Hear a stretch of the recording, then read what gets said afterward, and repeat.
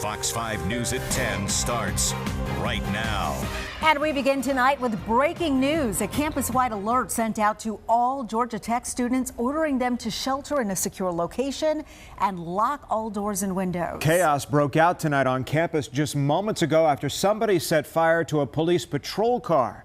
Students were initially gathered there for a vigil after a student was shot and killed by police late Saturday night. Well, we have live team coverage. Let's begin with Fox 5's Claire Sims.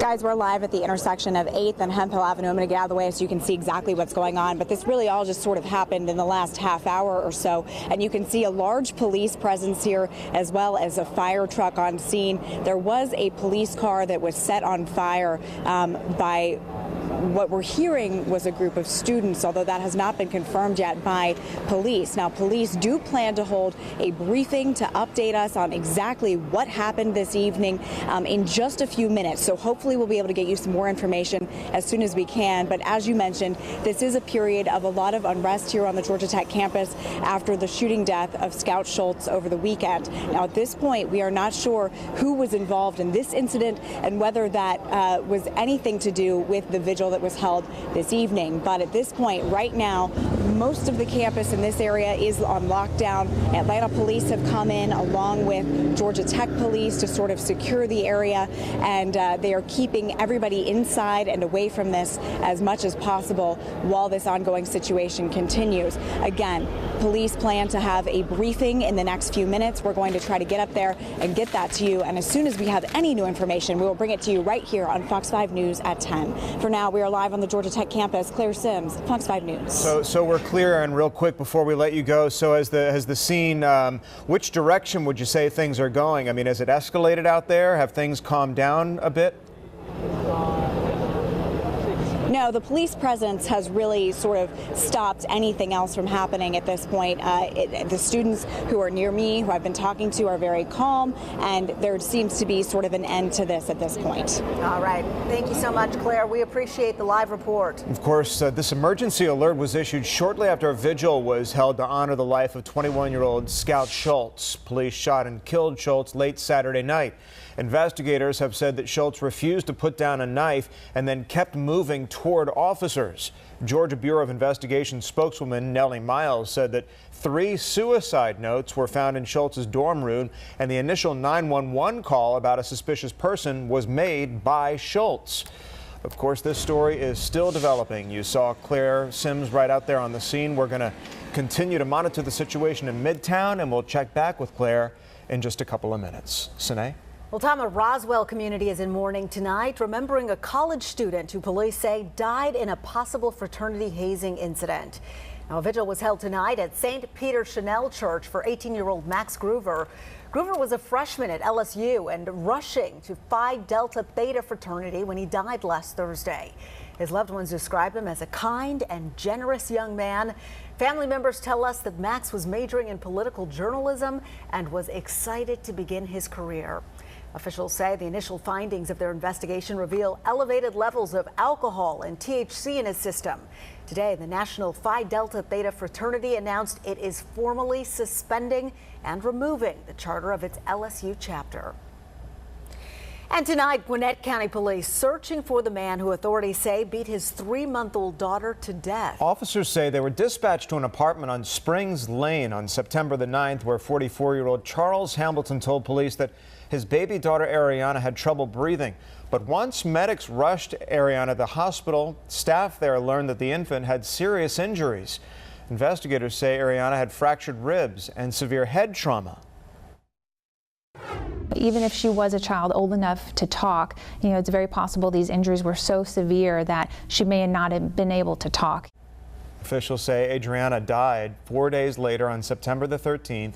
Now her father's nowhere to be found. Investigators believe he's driving a 2008 GMC Yukon with the license plate number TRINI3. So anybody with information is asked to call police.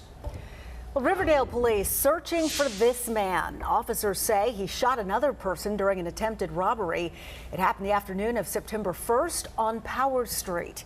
Police say the victim was walking away from Atlanta check cashiers when he was followed by the suspect. Authorities tell us the suspect demanded the victim's money, but the victim refused. Well, that's when investigators say the suspect shot the victim twice and ran off. Anyone with information is asked to call police. An investigation is now underway after a deadly collision involving a sanitation truck and a dump truck carrying asphalt. The crash happened this evening on Highway 9 at Castleberry Road in Cumming. Now, we're told the 2 people in the sanitation truck were killed.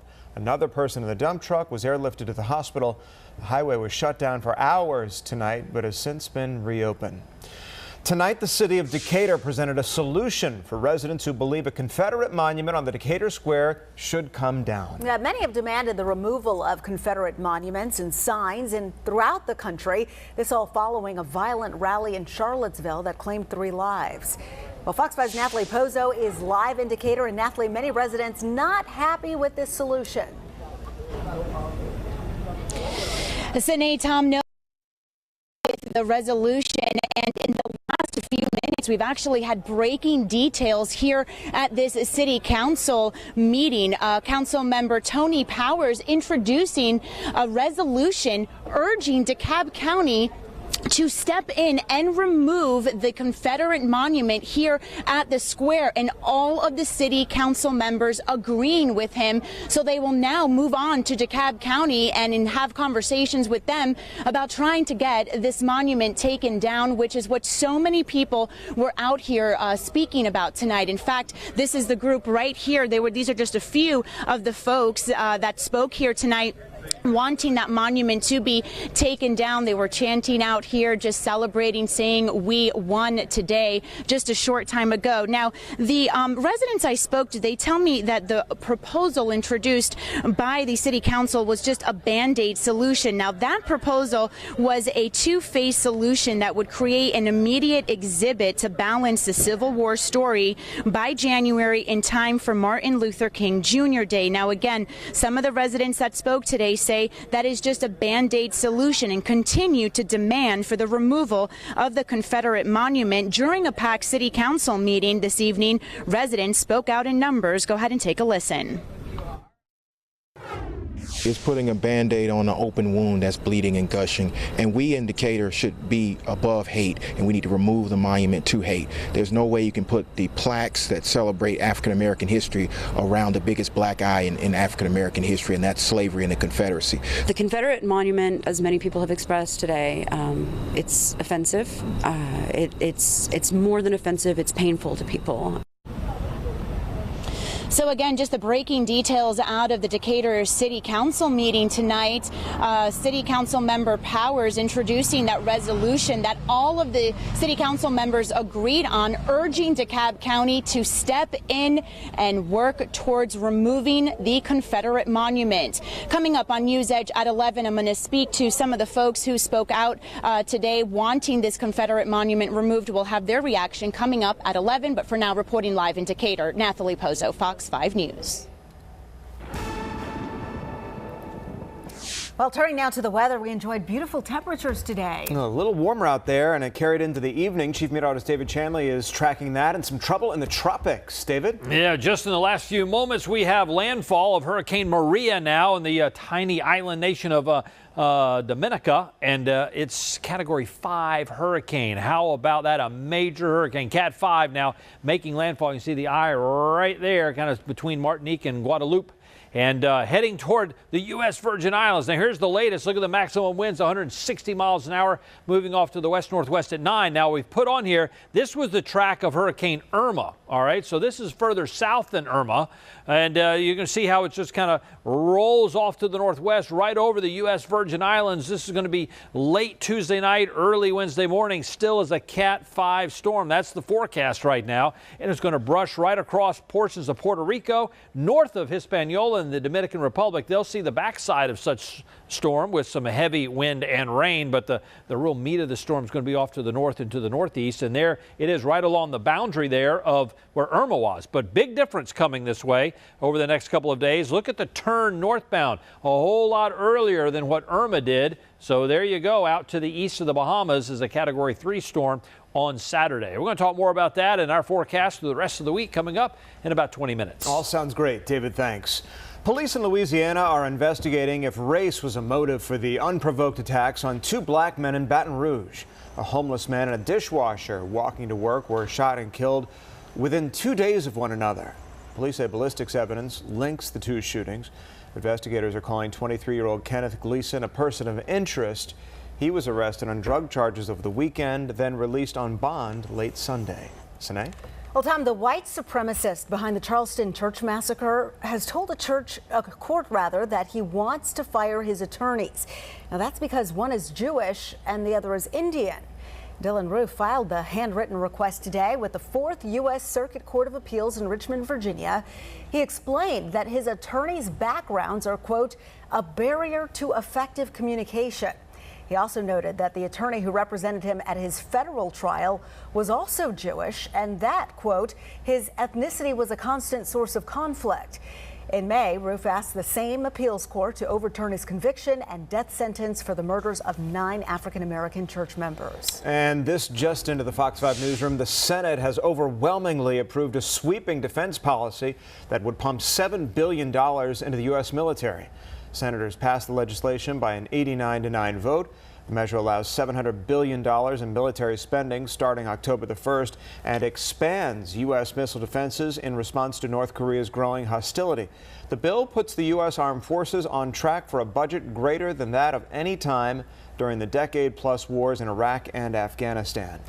Also developing out of Washington, senior military leaders are investigating whether strict budget constraints have led to a recent rash of deadly training accidents. Since mid-July, nearly 100 U.S. service members have been killed or injured in close to a dozen mishaps.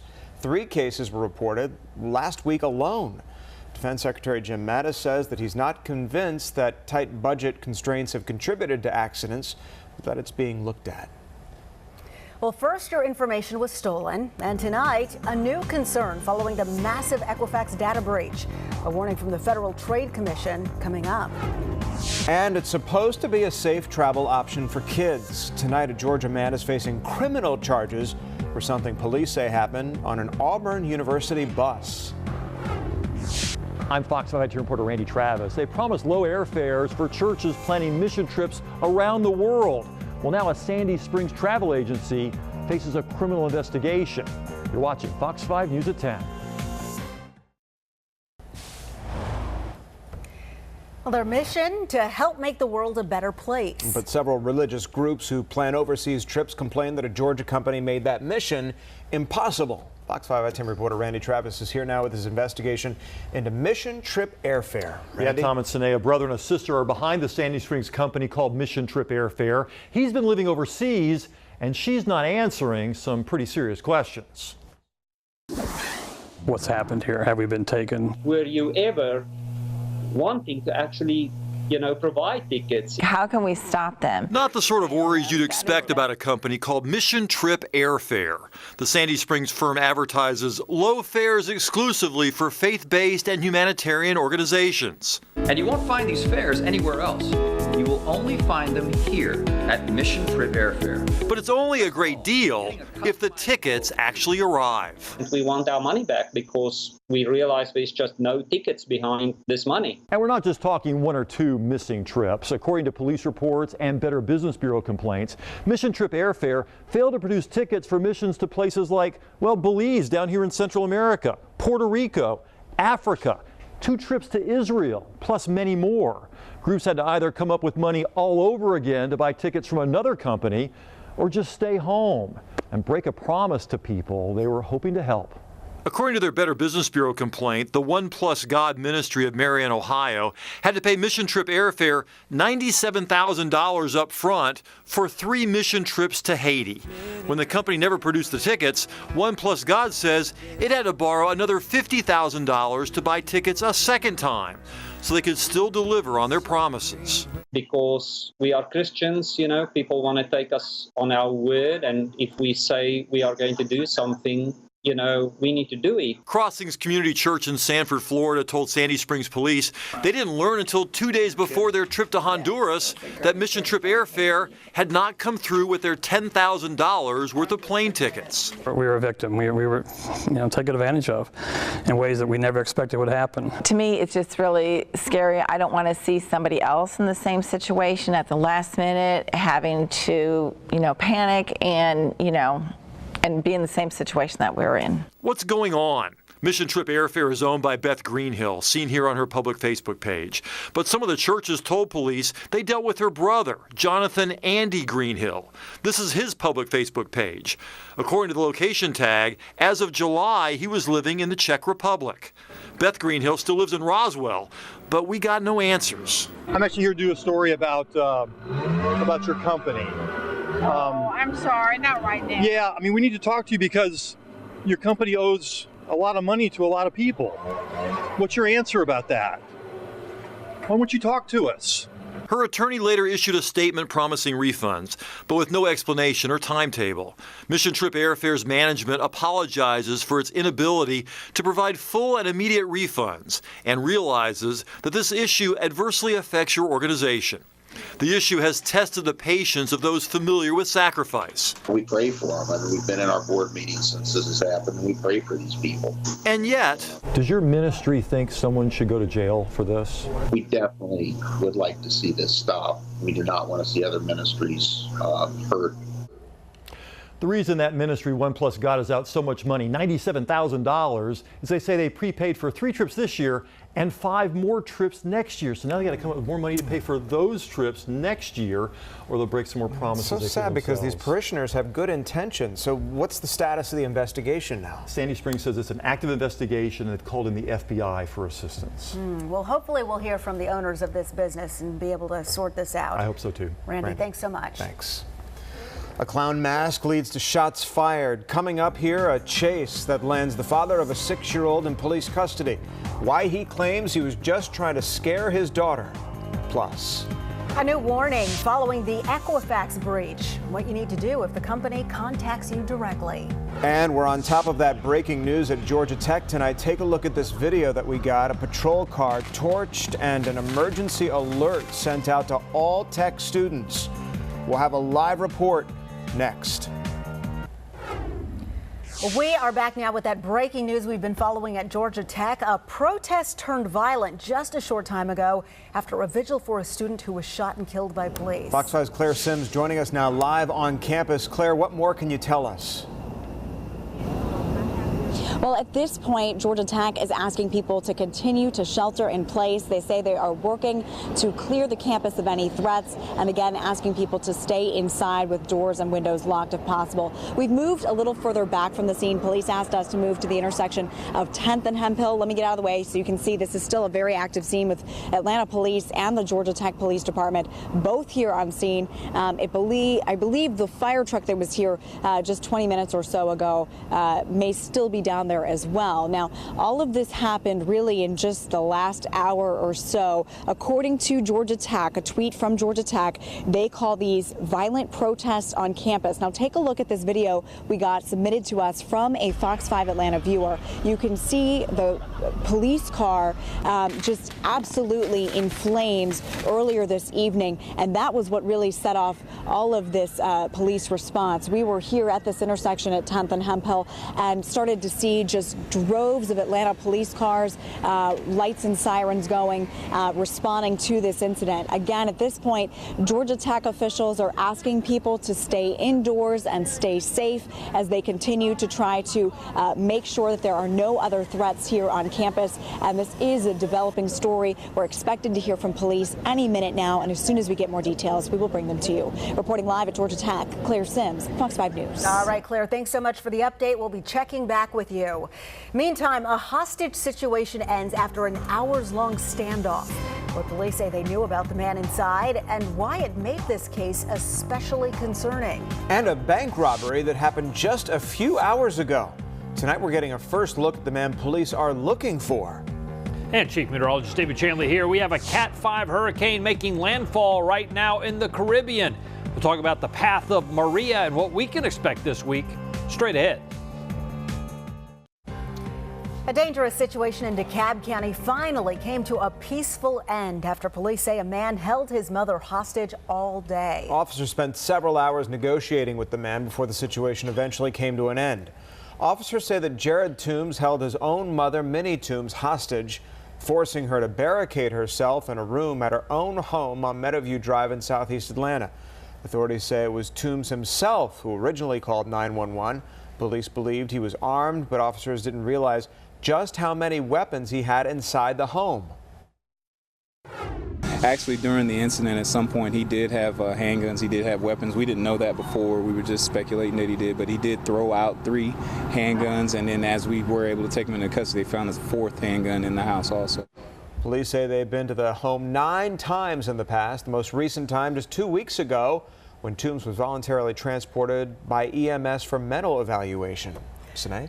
Well, Tom, new at 10, the search for a suspected bank robber in the town of Riverdale. Police tell us this is the man they're looking for. Now, the robbery happened this morning at around 11 o'clock at a Chase Bank on Highway 85.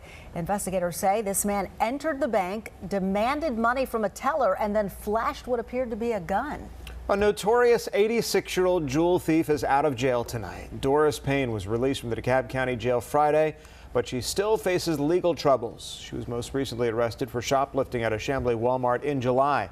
She was on probation at the time for a theft at Von Maur in DeKalb County. Payne will still have to face the charges in Chamblee during a court hearing next month. We're joined now by Chief Meteorologist David Chandley. Great temperatures throughout the week, but we're actually approaching autumn. Yeah, fall arrives Friday. You know, here we go. And of course, you knew this was going to happen. It was cooler at the beginning of the month. And now we're getting near fall and it warms up. Can't complain about the heat this summer, that's for sure. No, not at all. No 90-degree days in September. So 88 was our high this afternoon. But we got some trouble down there in the Caribbean. I mean, those poor folks. I mean, insult they get to hit injury. by Irma, and now we're dealing with Maria. Let me show you the latest now on this hurricane. It's a major deal, folks.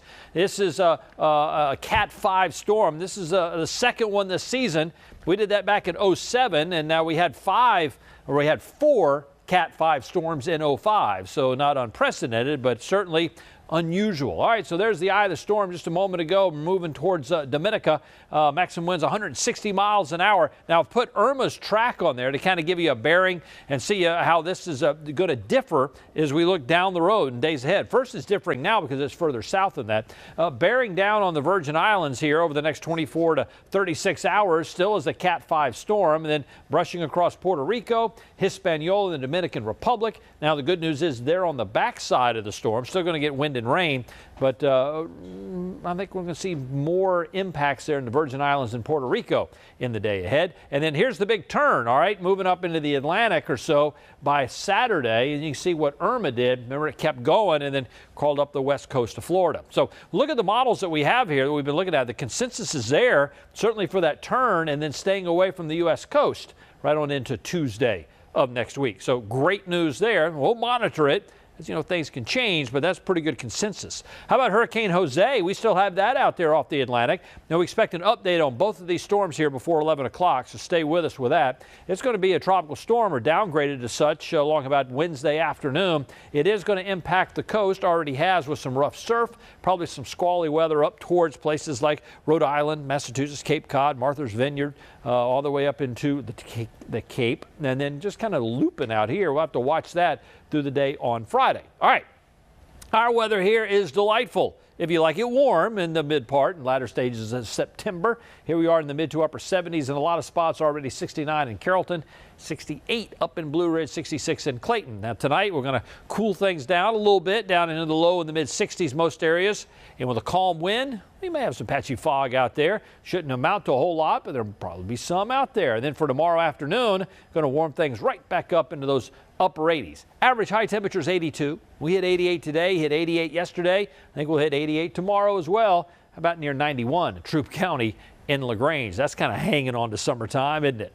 All right, so some passing clouds, patchy fog out there across the region. There is Jose out here. This area of high pressure just kind of meandering in the Gulf right there. It's going to provide us with a lot of sunshine through the day tomorrow. Now, with a little bit of the heating of the day and a disturbance coming our way, I can't rule out the possibility of 1 or 2 stray showers. So we just got a 2 in 10 chance in the forecast. Not everybody's going to see one, obviously, but it'll be with us late afternoon into the evening hours. We'll see how much that transpires. Temperatures falling into the 70s. That's Tuesday night into Wednesday morning. The Wednesday morning feeling like a summer morning. We're talking about mid to upper 60s to near 70.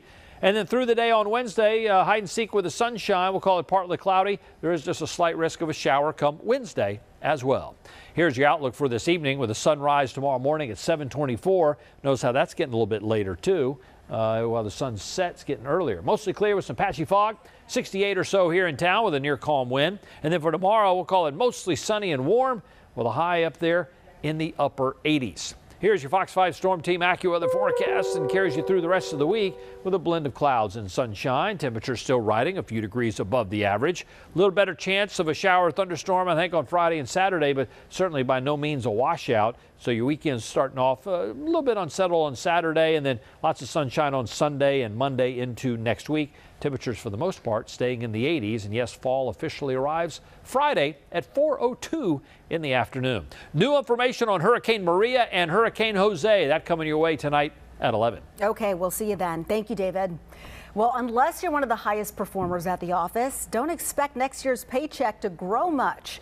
Businesses planning to keep budgets for raises relatively flat in 2018, but payroll dollars will be devoted to performance-based pay.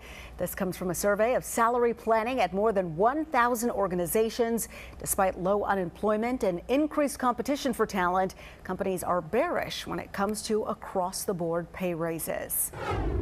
And there is a warning tonight from the Federal Trade Commission. If someone calls you claiming to be from Equifax, just hang up. It's a scam. Equifax does not call people out of the blue, but scammers do. Now, the FTC is warning consumers to be vigilant in the wake of the credit reporting company's breach. Another credit reporting agency, Experian, warning consumers to watch out for efforts by scammers to dupe you into giving out your personal data by email.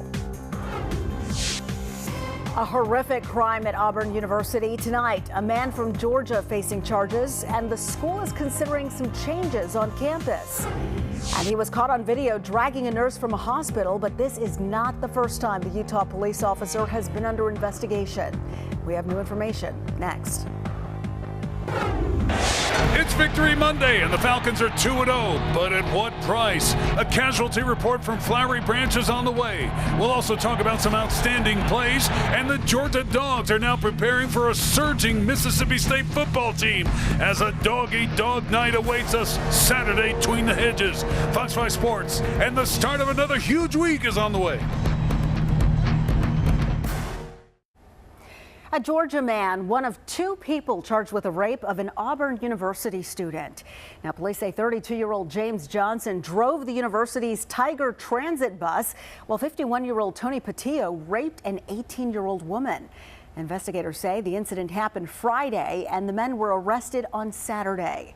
Patillo is from Columbus, Georgia, and worked for the company that runs the Auburn University transit system. Both men charged with first-degree rape and first-degree sodomy. Auburn University says it's now reevaluating its working relationship with the transit company that runs the bus system. And students and faculty at Boston College expressing concern tonight about 2 students who were attacked in France. Now, the 2 students who are studying abroad this semester were waiting at a Marseille train station. Well, that's when police say a 41-year-old woman walked up to them and then splashed acid in their faces. Authorities say the attacker suffers from mental illness and was quickly arrested. Still, some students at Boston College are asking themselves if studying abroad is safe. I think no. I think it's still safe. It is scary, and that's a decision that, you know, every student has to make with their family if they feel safe going abroad, but I think in general it's still safe. Well, the victims say they plan to stay in Europe and complete their study abroad program. They're also offering forgiveness and prayers to the woman who attacked them. Well, it is video that went viral. You probably remember this. A Utah nurse being dragged from a hospital and arrested. Well, Detective Jeff Payne was placed on leave after his supervisors determined his actions were inappropriate. But now we're learning that Detective Payne has been reprimanded before. Salt Lake City police confirm allegations that Payne harassed a female coworker in a severe and persistent way in 2013. Payne's lawyer says the reprimand is only one part of a decorated 27-year record. An Ohio man facing charges tonight after his clown prank went way too far. Now, police say the man dressed up as a clown and started chasing his 6-year-old daughter. Well, that girl was so terrified, officers say she ran into a stranger's apartment, telling them that a clown was chasing her. According to officials, the stranger fired a gunshot into the air, trying to scare off the masked man. The father told investigators he wore that clown suit in an effort to discipline his daughter for some behavioral issues. Tonight, he's charged with endangering a child and inducing panic. Well, they were trapped inside their home for nearly a week. Tonight, a local woman describes a terrifying ordeal after Hurricane Irma. And a bizarre traffic stop caught on camera. A man busted with a beer while riding a lawnmower. Even officers were shocked when they realized who was behind the wheel. A man accused of driving drunk and slamming into a group of Marietta firefighters, killing one of them, goes to court. I'm Denise Dillon. I'll tell you what happened coming up, all new on Fox 5 News Edge at 11. Well, it wasn't really much of a chase. The man who police were after was driving a lawnmower. Look at this police dash cam video from Horry County, South Carolina. Now, the man who you see here steering the mower with one hand and holding a beer in the other is actually the town's mayor. Yeah, all this started late last month when police received several reports of an intoxicated person driving a lawnmower erratically. So officers decided to check it out, only to discover that the mystery man was none other than the mayor and also the chief financial officer for the county school system. After a pursuit lasting several minutes, the dash cam video shows Mayor John Gardner stopping in the middle of the road to confront officers. Here's what he had to say. I know you are. Okay. I'm just trying to get I understand. How far do you live from here? Well, according to local news reports, Gardner will not be charged with DUI. In fact, we're told that officers did not even file a police report after they pulled him over that night. Happy Victory Monday, everybody. The Falcons have the Packers number, and they waved it in their face for a third straight time in 12 months. Unfortunately, it came at a cost for our Falcons. 2016 NFL sacks leader Vic Beasley will be out while nursing a torn hamstring. Here's a look at Vic hobbling off the field last night early in the third quarter after getting his leg caught up under him in an awkward position while one of those big Green Bay linemen were landing on top of him. You could see his disappointment as he was leaving.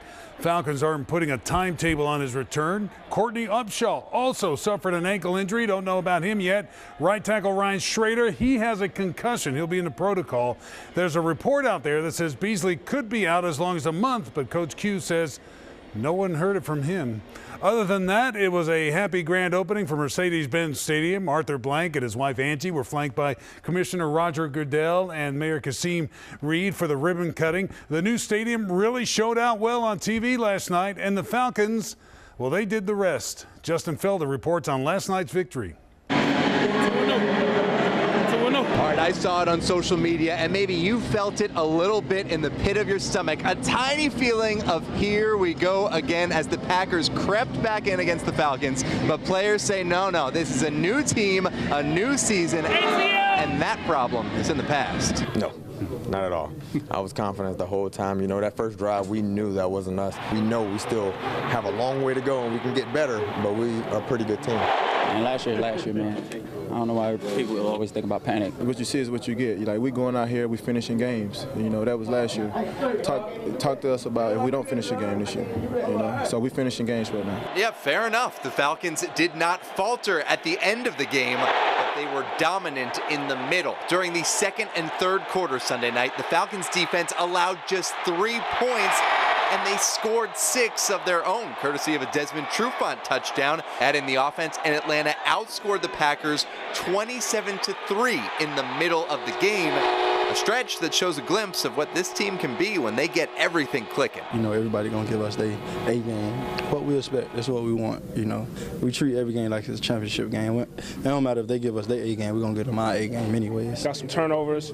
Offense did a great job. So, you know, we got a good thing going here, and you know, sky's the limit for us. Falcons in Detroit next week, then back home against Buffalo in 2 weeks. And Green Bay probably happy to be out of Atlanta. They closed down the Georgia Dome with a loss in the NFC Championship game, and then they officially help open up Mercedes-Benz Stadium with another Falcons win. At Mercedes-Benz Stadium, I'm Justin Velder, Fox 5 Sports. All right, Justin, coming up next hour on The Edge, a tribute fit for a king. More on the Falcons and a preview of an absolutely huge game being played Saturday between the Hedges. I heard nothing but metal crashing, tangled up. They could not believe their eyes. Neighbors witnessed a plane falling from the sky and then watched two people walk away from the wreckage. And trapped in their home for a week. Tonight, we're hearing from a local woman who says her troubles from Hurricane Irma are far from over. Chief Meteorologist David Chandler here. Check this out. We have a Category 5 Hurricane Maria right over the island nation of Dominica, and it's headed toward the U.S. Virgin Islands. We'll talk more about that at 11. Well, it's now 1 week after the storm, and an elderly woman in DeKalb can finally get out of her house. A tree blocked her entire front yard, trapping her inside until yesterday, and that's when someone finally came and cut down the tree. Well, Christy Hutchings with News Radio 106.7 spoke with the woman about her struggle. Patricia Peavy tells me that this past week has been horrible. They haven't been able to get food. They couldn't get out of the home. And she doesn't know how they're going to get this tree off their property. I can't do anything but this. Patricia Peavy, alongside her neighbor Ann Washington, fights back tears as she talks about the past few days and how they haven't been easy after a tree came crashing down in her yard.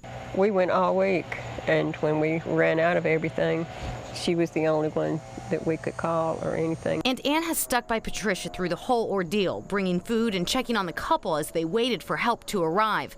Finally, Sunday, someone came and cut a portion of the tree. But Patricia knows getting the rest of the tree removed won't be easy. We've had 3 or 4, maybe 5 estimates. And I mean, they're all way up there.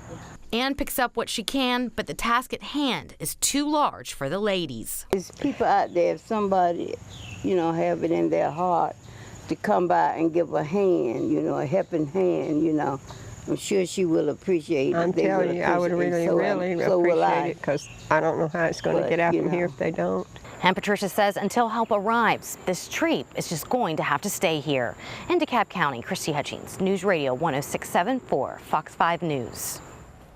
Well, the Atlanta Humane Society has taken in about 150 animals from Broward County, Florida.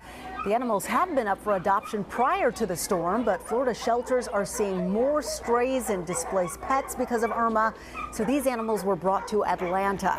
Now, the hope is that pet owners in Florida will be reunited with their pets. Their 7-year-old child screaming, saying, "Somebody help us, please help us." A scary situation. A Ferris wheel carriage breaks loose. 2 little boys left dangling from the ride. We'll hear from the boys' mothers next. Incredibly frightening moments at a fair in North Carolina on Friday. 2 mothers were looking on in horror as their sons were trapped inside the dangling Ferris wheel car there.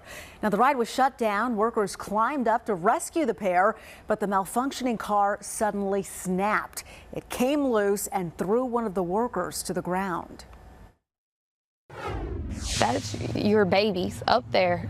You can't do anything to protect them. Like, you're at the bottom, just lifeless. That was the most traumatic experience for me as a mother, and where I felt helpless that I couldn't do anything at all. Well, thank goodness the boys were eventually rescued. The cause of the accident still under investigation.